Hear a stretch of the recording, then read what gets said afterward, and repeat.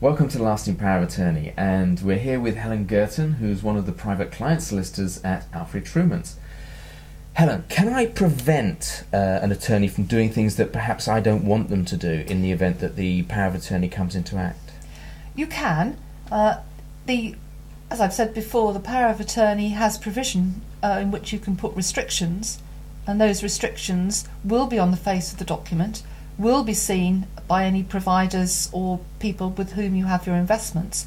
And if there is a restriction there which says, for instance, you can't invest in such and such shares, then they will see that and say, well, you can't do that, you have no authority to do that.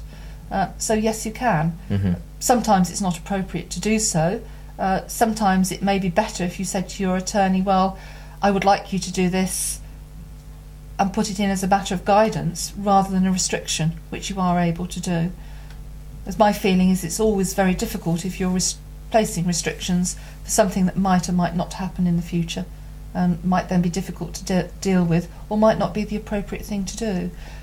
The attorney has always to act in the best interests of the person for whom he's acting. So regardless of anything else, that's a restriction in itself. And if I appoint more than one attorney, do they have to act together?